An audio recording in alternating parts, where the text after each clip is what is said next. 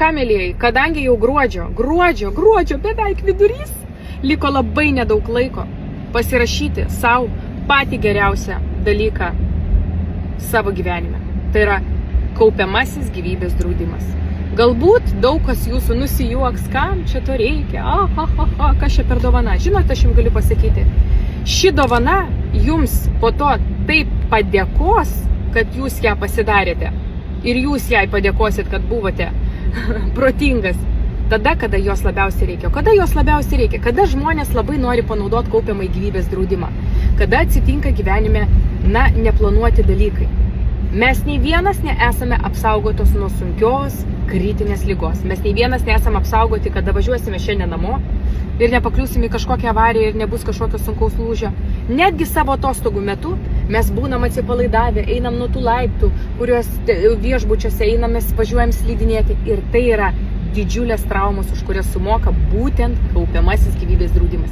Ir lygiai taip pat santaupos. Daug žmonių man parašė, oi, mes savo vaikų negalim apdrausti, nes jie turi neįgalumą, mes negalime, mūsų draudimai nedraudžia. Tai palaukit, o kas jums neleidžia tik tai kaupti?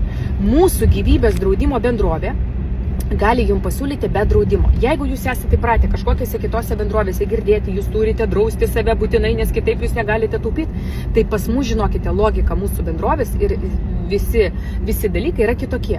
Pas mus yra taip, žmogus gali arba draustis, arba kaupti, arba viską viename. Tai jeigu jūs negalite apsidrausti, jūsų nedraudžia ir mūsų, sakykime, bendrovė neapdraudžia, pasidarykite kaupimą. Jūs po 10 metų turėsite solidžią pinigų sumą, kurią galėsite panaudoti, jeigu viskas gerai, panaudosite savo svajonėms, savo kelionėms, savo didelėm pirkiniam, galų gale automobiliai, būstų remontai, būsto naujo įsigijimas. Arba panaudosite tikrai tada, kada labiausiai to reikės sunkiam dalykui išgyventi.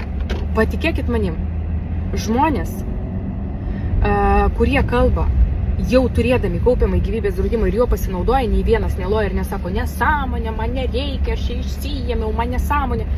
Dėl to, kad arba žmonės, taip sako, tie, kurie taupė, bet praleidinėjo belė kiek įmokų, arba žmonės pasidarė su tokiom mažom sumom draudimus ir po to nori kažkokią tai sumą gauti 10 000 eurų ar ten nežinia kokią. Ir patys pasidaro mažas įmokas. Nes mums kaip draudimų konsultantui, kaip man vyr finansų ekspertai, man asmeniškai nėra skirtumo, ar jūs darotės traumų draudimą už 20 000 eurų, ar darotės traumų draudimą už 10 000 eurų. Čia jūs renkatės. Dėl to aš jums duodu keletą variantų ir mes kartu sprendžiam.